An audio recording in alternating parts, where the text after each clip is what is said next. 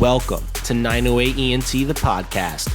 I'm your host, Sal and We're here to help you take another step towards success. Now let's get ready to learn the basics from the best. What's going on, everyone? Thank you for tuning back in. Today we have a special guest, Coach Chris Roof. Chris, thank you for coming on today. Thanks, Sal. I'm really looking forward to being part of that. You got it. Chris is the head baseball coach at Governor Livingston High School. Their program has won multiple state championships as well as multiple county championships. Along with all the success in his program, he also runs the Heights Baseball School and the High School Developmental League. So we're going to get a great mix of sports and business. This is all public info. Anybody can Google you. What would you like our listeners to know about you? That I'm a caring person, that I work my players hard. And at the end of the day, it's not about the wins and losses, even though, obviously you don't want to lose, but it's about the relationships that you make, not only with your players, but with their families. Yeah, that's great. So just to kick it off, I always like to ask people, what are the three simplest things that lead to success? Oh, boy. Three simplest things for success. Obviously, the number one thing what you have to have is discipline. I think in anything that you do, discipline is, very, very important. I think you need to be loyal is another thing you need to be. You need to be loyal to your teammates. You need to be loyal. The whole coaching staff needs to be loyal to one another. And then the third thing is, bottom line is just hard work. Like, you got to get kids that want to get their hands dirty. And, especially it's different nowadays. And you know that. Compared to how it was even 10 years ago.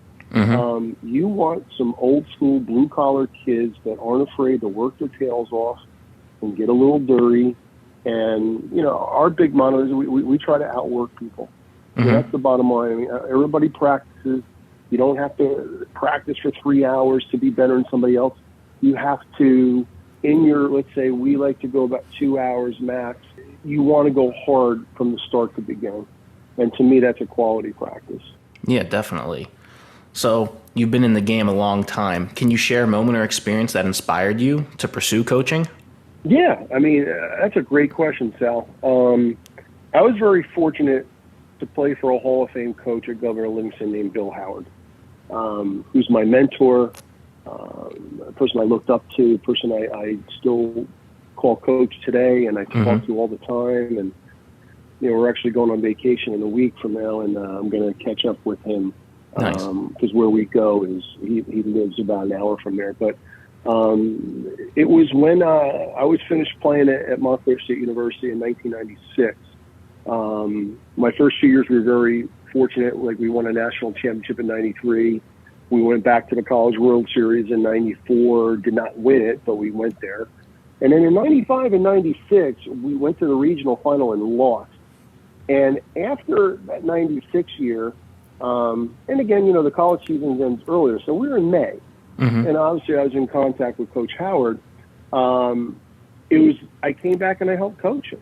The rest of maybe it was 6, 7, 8 games. But that's where I got my feet wet with coaching, and I loved it. And I thought the whole, teaching health and phys ed would be cool. And listen, at the end of the day, I know you're not going to become a millionaire becoming a teacher and a coach, but I value doing something that I wanted to do, right? And be happy. You know what I mean? I didn't want to make a ton of money and be miserable. So I pursued that. And I think, that right then and there in 1996, when I coached with Mr. Howard for those 7, 8 games, that's when I said to myself, baseball doesn't work out. This is what I want to pursue. Yeah, that's awesome. And then I feel like a lot of people that get into coaching, they still get, to be involved, and they get their fix that way. Yeah. I mean, listen, I'm 49, turning 50 in November. I still get a kick out of getting in a baseball uniform.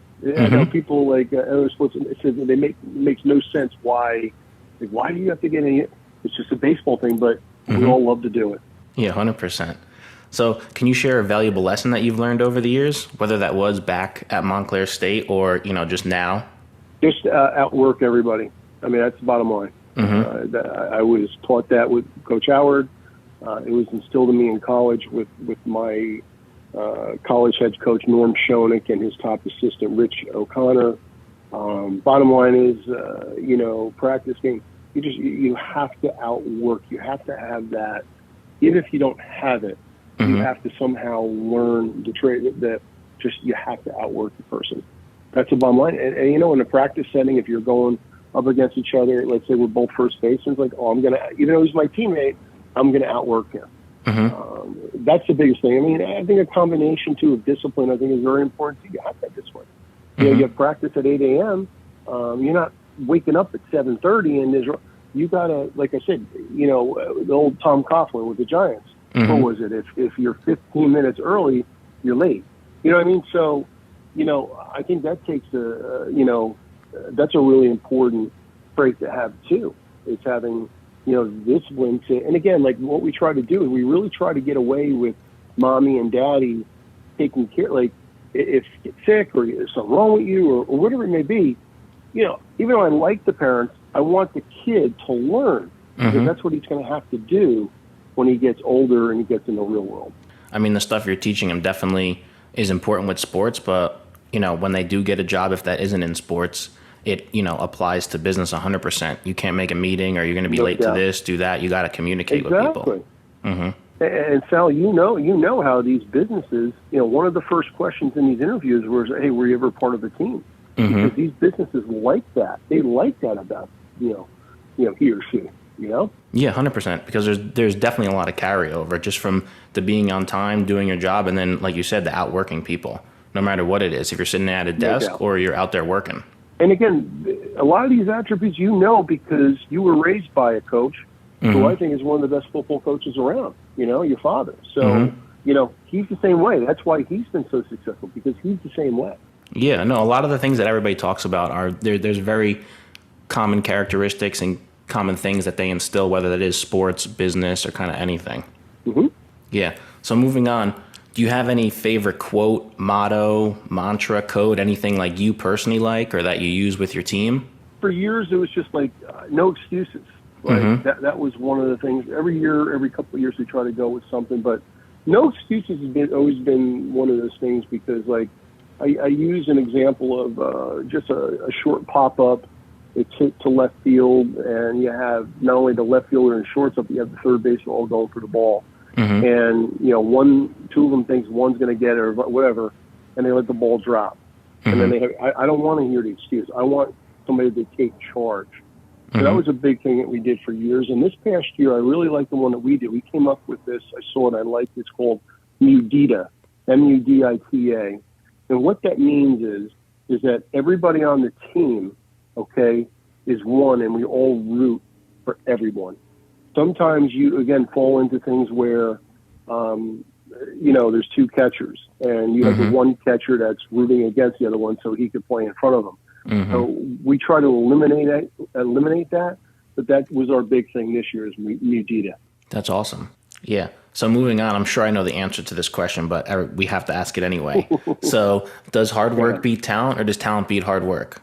Oh, my God, hard work, man. If you can I've always said, and I've had Division I players, and I've been very fortunate. I'm knocking on wood right now in my house.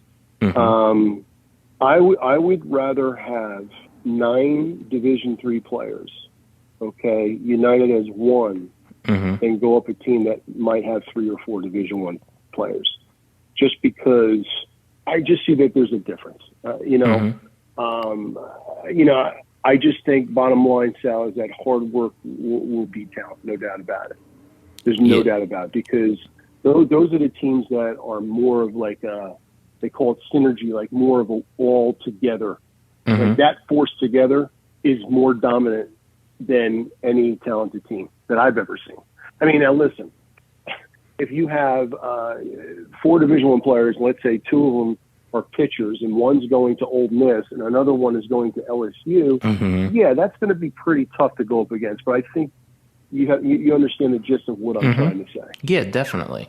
And we've had, various guests in every kind of industry across the board, and almost everybody says that hard work beats talent. So, I mean, that's definitely consistent across the board, no matter what industry you're in. No doubt about it. Yeah, so then going off the hard work beats talent, I'm sure you're going to come across obstacles or setbacks, whether that's you guys as a coaching staff or the team in general. So how do you kind of approach that or, try to help them with that? Well, again, every sport's different, but I tell you baseball. Baseball is a very negative sport. It beats you up mentally day in and day out. Again, it's the only sport where you fail. You hear always the term, hey, you fail 7 out of 10 times, you're a Hall of Famer. I mean, that's really how the game is. What we try to do as a coaching staff is we try to teach and instill in our kids that you can help us win in various ways. You could obviously be a very good player, a hitter, a pitcher, but you could also win a game base running. You could also win a game making a great play defensively. You could also win a game having great senior leadership. You can also win a game when you have a senior who's on the varsity for the first time who buys in to what our culture is at GL, which we've been very fortunate to have. The senior might be a courtesy runner for our catcher all year and might be third in runs scored and second in stolen bases. Like, that is just as important as an everyday player. And I think that the quicker the kids realize that, the better off we'll be. But if a kid's struggling, it's hard enough. We just try to be positive with them. We try to, if there's a problem with their swing, we obviously get to the cages and we work very hard to try to get out of whatever, bad things that we're doing mechanic-wise up at bat. Same thing with pitching. We'll go back to the basics, pitching 101, trying to fix the kids' mechanics. But you've played, and again, like, it's very, very difficult. And their minds are fragile, and you just have to be as positive as you possibly can be. And like I said, most times or not, it's going to get out of there. He's going to learn. And again, the kids have to learn how to fail before they succeed. Just like in coaches, you need to lose the big game before you can win the big game. Okay? I really, truly believe that. So, and again, this is going to stay with you the rest of your life, no matter what you do. So yes, I'm a coach, but I do other things too. And this has helped me, be able to handle certain things in life that, aren't fair, so to speak, at a certain time. Yeah, 100%. So talking about the Heights Baseball School and the High School Developmental League, how did you kind of go about starting those? Let's talk. The Heights Baseball School is, like I said, a baseball camp that we run in Berkeley Heights. We've done it now for, I think, 27 or 28 years. Oh, wow. When I just finished playing college baseball, myself, Bill Howard, who we talked about, and a guy named Gary Ruban, who at the time, he was a Berkeley Heights resident, played at GL, played in college, and was coaching at Governor Livingston. We decided, hey, let's start a baseball camp. So that's what we did. And then Mr. Howard became the athletic director. I was actually at Milburn High School as a teacher and a coach. And this was back in, I became the baseball coach in 2004. So I went to GL in the fall of 2003. Mr. Howard became the athletic director at GL in 2003. And like I said, at that point, he said, hey, I'm doing this. I don't think it's right if I am part of one of the camp directors. So it was just me and Gary for a while. And Gary was nice enough to say, hey, at this point he moved away out into Sussex County. And, he's like, he had no involvement with Governor Livingston baseball. He just said, hey, this is your camp. So at that point, then I took over, and knock on wood, it's been going strong. We had 2 great weeks this year. The kids really seem to love it. We do it at Snyder Park, and it's just awesome. The kids love the turf, and we have batting cages and bullpens and lots of turf. We actually use half of the soccer field also. So a really nice setup. The High School Development League was something that myself, I run this with 2 other guys, a guy named Dan Mondelli, who is a Berkeley Heights resident. He's a longtime baseball coach. He's a Union County Hall of Famer. He just went in this past year, which was well-deserving. And a guy I played college baseball with, and he coaches with me now. He's one of my best friends, Ralph Yeza. He was a 2-time All-American at Montclair State. And like I said, he coached with me. So we decided, with American Legion Baseball dying, we felt like we could do something to get the coaches in the summer more involved. And like I said, this has been going on since we've been doing this for over 10 years now. And you know, we have teams from all different counties, and we have different divisions. We have a senior division was more of like what your varsity team for next year is going to be. We have a junior division, which is typically 16U, and then we have actually an incoming freshman group. So we probably have anywhere from every year we average 50 to 60 teams, and we've branched out to field hockey. Ralph Yezza was a big part of that, branching out to field hockey, and it's been something very, very nice. And we have you know, what we call county leaders that are a part of this. A guy named Joe Source, who is the Belleville baseball head coach, Jimmy McDermott, who's a Hall of Famer, and he's an assistant coach at West Morris High School, and Marissa De La Russa, who actually taught at Linden High School with Andy Mondelli, and she's been a great addition to our, you know, HSDL family. Wow, that's great. So, like, what would you say if somebody is listening to this, whether they are a coach or not? Like, how do you go about just like starting your own camp? Because I'm sure everybody's kind of had that idea, but it's a little different because there is a little bit of, you know, business involved with it as well. Like, what would you say to them? You got to find somebody. You got to reach out to somebody, network with somebody who has run a camp for a long time and has been successful. No doubt about it. 100% Sal. You can't just start and, you know, I thought, you know, there's been years, like a long time ago, where, you know, we're going to do stations and you know, like the kids, like, listen, they're going, but you're getting different kids. You're getting highly motivated, elite kids that are travel ball kids, and you're getting kids that are rec. So you have to meet somewhere in the middle. And I know what we do is, and again, we break up into, for example, we broke up into 5 different age groups, you know, like, and again, my camp is kids entering 1st grade to 7th grade. And then I do, like a 3-day mini camp, I call it, with my incoming 8th and 9th graders. And I treat that more like a GL practice, because I feel like the camp setting for those 2 grades, they're a little too old for that. So I did this maybe about 3 years ago. I broke away from that. But the bottom line is, you have to be somewhere in the middle, Sal, where it's a camp where they're learning the fundamentals. They're competing for, like I said, we have different things like trophies. But at the end of the day, okay, you want them to have fun.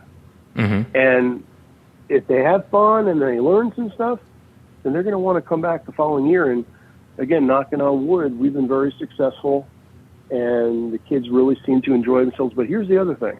You got to make sure you hire the right workers too, and you don't try to cut costs here and there, okay?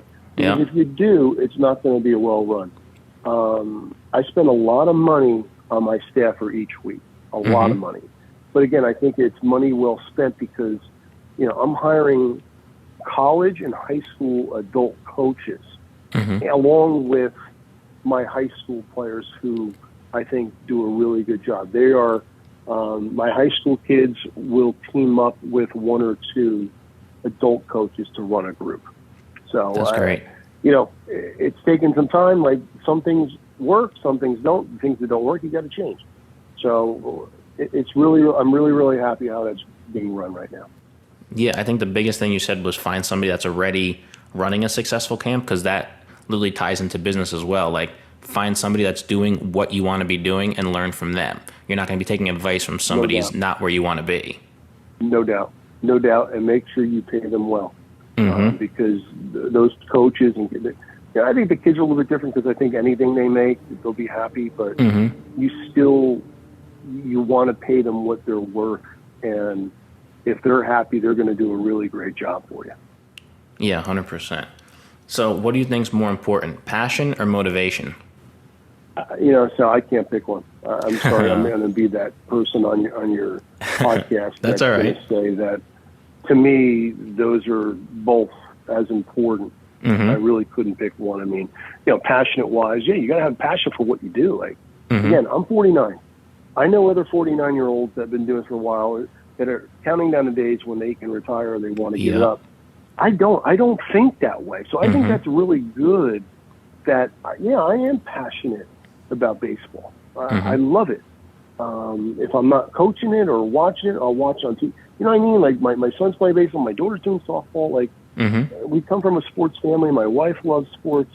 And in motivation, I mean, yeah, you got to, if you're not motivated, like, how are you going to get any better? I mean, Yep. even as a coach, like, you have coaches that don't go to coaches' clinics.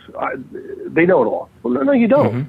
I think I know a lot, but I still go to things. I enjoy it because, you know what? Like I tell a kid, like, if you pick up one thing, you're better off the way you started. Definitely. No, I know it's like a tough question. You need both, but that's why it's such a good open-ended question, because there's no one answer to that. No, there isn't. There really isn't, and I'm glad you said that. Yeah. So you mentioned the coaching clinics. How do you continue to stay updated or continue to learn? Is it just coaching clinics, or are you doing other things as well? No, there's stuff. There's something called the ABCA, the American Baseball Coaches Association, which is the biggest national baseball association in America. And they have online, clinics. They have a national one at different places every year. There's something called online called Coaches Insider. So I belong to that, and again, it could be a catching topic, it could be a pitching topic, hitting, whatever it may be, base running. And again, a lot of guys, I'm very fortunate to know a lot of the college coaches. So if it's one of my friends, I would love to, watch how they teach and stuff like that. So we've also started a New Jersey Baseball Coaches Association. So we finally have a word in the state of New Jersey, and it's really building. We're really proud of it. Myself and a bunch of the coaches that started this.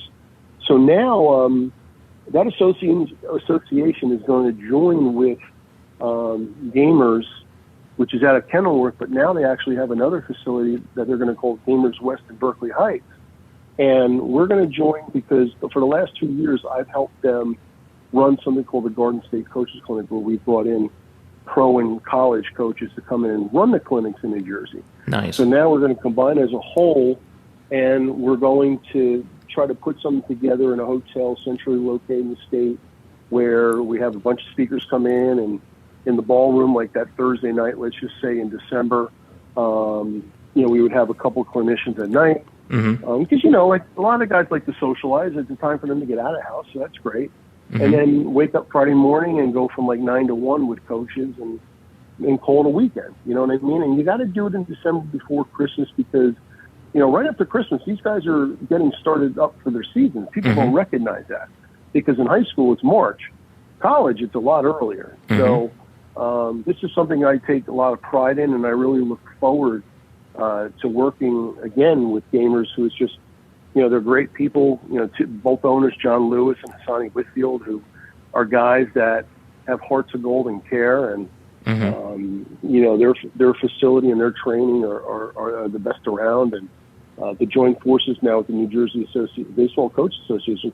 Can't wait. It's going to be a lot of fun. I'm really looking forward to this year. That's awesome. Yeah, so it's like a whole big kind of networking thing where kind of everybody's... That's what. Yeah, man. Like I said, I think the other thing, I could say maybe to some young coaches are, don't be afraid, don't be intimidated being a first, second, third year coach, and you go into something, and let's just say it's football. Shoot, Nick Saban, don't be afraid to go up to him and say hello. Don't be afraid to go. These guys are just like us. You know what I mean? And I've met a lot. I've been very, very fortunate in my life, the people who I've had a chance to meet and talk to. And besides college coaches, and again, I'm not trying to be Mr. Cool Guy. I'm just giving your viewers an example. Al Whiter, I've gotten a chance to meet, and I'm friends with, great guy. Kevin Long, the hitting coach of the Phillies, a great guy. We brought him in last year to do a hitting clinic at Gamers in Kenilworth, which was sold out. Steve Balboni was on my coaching staff, and you would never know he was a Major League Baseball player, because he never talked that way. He was the most selfless person you would ever meet. So I'm very, very fortunate in my life to be able to meet these people, and for some, call them friends. 100%. But it's like you said, you just got to go up to them and say what's up, and just be networking, whether that is coaching, business, kind of anything. Yeah. Because at the end of the day, it's a way that you're going to help your kids. Because, for example, if you have a really good player who goes to a camp, a college camp somewhere, and your coach doesn't know that coaching staff, now the parents are on pins and needles, and they're waiting, and they don't know what does the coaching staff think of my son? Mm-hmm. But I'm very fortunate. Like, I know that coach or an assistant coach, and that I can call them up and talk to them right away, and I'll get instant, feedback for the parents, so they don't have to wait so much longer. You know what I mean? So Yeah. that's why I like the network, because I like to help, and that's something I'm very proud of is being able to, for most of my kids, place them in schools or connect them with schools. Mm-hmm. We had Drew Compton, who went to Georgia Tech, and he just signed a free agent contract with the Braves. Oh, wow. We had a kid named Danny Soretti, who went to North Carolina, was a shortstop there for 4 years, got drafted, I think, in the 6th or 7th round last summer, is now in Double-A with the Detroit Tigers. A kid named Stephen Reed, who played at Georgia Tech. We have a right-handed pitcher named Ryan Devaney, who is now going to Stetson University in Florida. We have another current boy on our team who's going to be a junior, Matty Diskin, who verbally committed to Stetson University, this past year. So it's really nice. I mean, some coaches don't want to be bothered by it. I mean, call me weird or crazy or whatever, but I seem to really enjoy networking with the college coaches. I really do. I really look up to them, and I really try to learn from them. Yeah, but building those connections and relationships only benefits you and your program just as a whole. So 100%, I get it. 100%, Sal, you get it. Mm-hmm. Yeah, so as we wrap up here, what would be one final piece of advice you would give our listeners to help them take another step towards success? Just continue to read books, continue to, surf the internet, and just try to learn as much as you possibly can about whatever you're trying to do. Don't be afraid, like we've talked about in the past, no matter what avenue you're trying to take, to reach out to somebody who's successful. What's the worst thing that can happen? The person doesn't respond back to you? You know what I mean? Like, that's how you have to look at things. If you want to get to a certain spot, you have to have discipline. You have to have work ethic. You have to have passion, motivation, all those things that you said.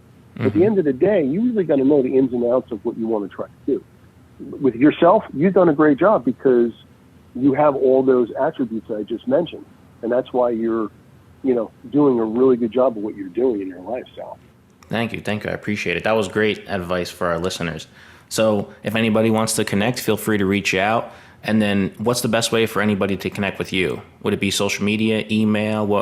How would you want them to connect with you? Yeah. If anybody, I would love to connect with anybody. Please feel free to shoot me a DM, Instagram. And you'll see the tag on the podcast, and I'll gladly get back to you, and we can talk about whatever you want. All right, awesome. Thank you very much, Coach.